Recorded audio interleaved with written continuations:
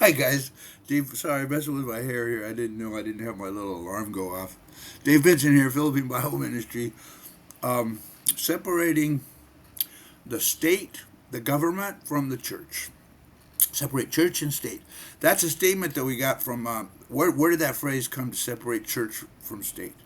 Um, it came from two places. First of all, Thomas Jefferson wrote a letter to the. Was it? It was in New York. It was in Albany, New York, I think. It was the Asbury Church. He wrote a letter to a church, and the letter was to protect the church from the government. It's not to protect the government and the people from the church.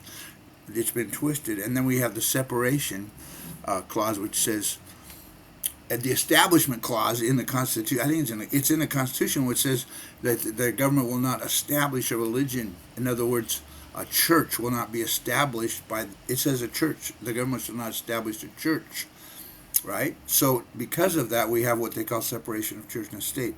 Now, the way it's been taken, says Thomas Jefferson, is not. I think it's a mystery to the Constitution.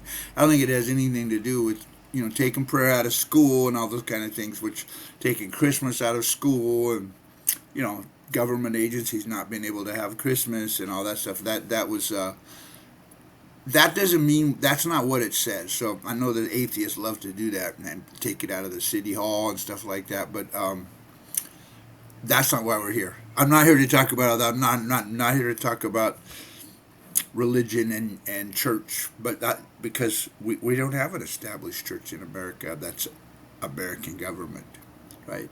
So why was that clause in there, and what is this video about? It's really not about that, but the reason it's in there is because at the time of our founding, many countries, and some still do, have a church that was married to the government, right? The Church of England, the Lutheran Church is married to the government. I don't remember what countries, but Germany, maybe Holland, certain countries, Denmark, maybe, and they have a state church, right?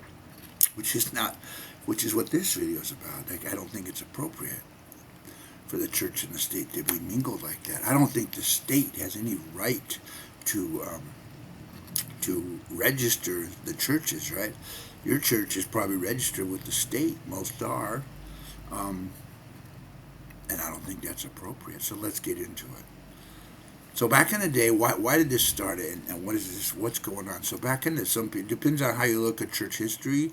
Most of us just look at what we've been told, that it started with the Catholic Church and it became the Protestant Church. And there's a lot more to church history. I suggest you read a book called The Pilgrim Church by E.H. Broadbent. The Pilgrim Church will give you another version of different. There was always different church, always, even before the Catholic Church, even before the Orthodox Church. There was always other bodies of Christ since the Apostles' time. But anyway, be that as it may, Constantine the Emperor, his mother was a Christian, and she encouraged him to take the cross as his banner into battle. He did, and he won, and he said, okay, now this is now the official religion of the Roman Empire, Catholicism. So the church and state became like this, and they have been for many, many, many years. And then what happened in the Orthodox Church, the Byzantine Church, when the church separated over there in Constantinople, or Alexandria, I guess it was. Constantinople is what it was, in Turkey area. So that became the state religion also of that church was actually ruling and reigning. They had kings or emperors ruling and reigning the church and the people, right? And then the Protestants, like I said before, why did they do that? Why did the Lutherans do that? Why did they? Well, they baptized babies, and the reason they baptized babies is because every citizen had to be baptized. Why? Because everybody had to be part of the church. Why? Well, they needed citizens to be soldiers, and they needed citizens to pay taxes. So the government wanted everybody baptized so they could all be part of the church, which is part of the government, right? But I don't think that God had this in mind. I mean, the church, the state has nothing to say over the running of it. They should not be involved. I don't even think it's a good idea. Our ministry used to be a 501c, I think it's called. A registered Christian ministry. In other words, for tax purposes. That's why they do it. Why are churches? Because so they can be tax exempt. That's why churches register with the state, so they can be tax exempt. Not a good idea. Now that's a bad thing. Why is that a bad thing? Because it's a worldly premise. It's a worldly idea. We need money. We need money. Like God is broke. God is not broke. So then once you do that, then they start telling you what to do. What did they do in the U.S.? Well, they started to say this. They started to say, well, because you're tax exempt, then therefore you're not allowed to have politics in the church. Whether you should have politics in the church or not, I don't really think you should. That's another issue. I talk about that all the time. But taking that right away, because in other words, they start telling the church what to do. And what happened during the COVID, right? Oh, you're not allowed to gather. Why? Because we could all get sick and die. Well, it turns out, the science later says it's a good thing if we were all together. It's a good thing if we were all exposed. It wasn't actually as deadly as, people die from it. Don't get me wrong. People die from a lot of things. That's bad. But it'd be better if everyone was exposed. Then our immunity system would be strong, and then we'd all be like they did in, I think it was Sweden. I think it was Sweden where they achieved immunity a lot faster, right? And nowadays, anyway, I don't want to get into the sciences of COVID right now, but I just want to say, they said don't gather, but the Bible says don't forsake the gathering. So which should you obey? Now, you do what you feel right in your heart, but I don't think it's the government's right to shut down churches. I don't think it's the government's right to tell churches what to do. I don't think we should be registered with I'm not registered with anyone. I gave it up for legal reasons because we moved out of the States.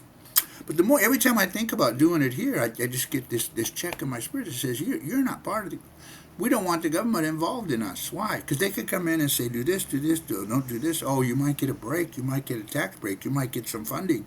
I don't care. If God doesn't fund me, then it doesn't matter, right? The only thing I will say, it's okay to be licensed to marry people, right? Because unfortunately, the church, in reality, the church gave up that right to marry to the state many centuries ago. So we can't really turn the clock back on that.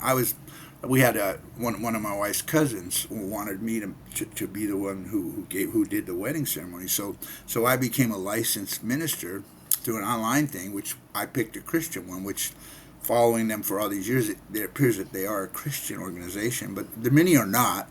You just send in $40, they send you a license. You are now a licensed minister, so legally you can marry people. Why is that okay? Well, is it okay? Yeah, it's okay. You're not a minister of God, necessarily, because only God does that. That's the other thing about my churchiosity, and only God really ordains people. Organizations don't really ordain. They say they do, and you're ordained, but only God can really ordain you, and you shall know them by their fruits. But I think licensing for marriage is okay because the church gave up their right to marry people. In other words, it used to be exclusively to the church, is what I mean. They still marry people, but they have to have a state license to do it. It has to be respected somewhere. But other than that, the ministry itself, not part of the state, my friends. That is a terrible idea. God bless you guys. Ta-ta for now. Be free, brothers and sisters. Bye.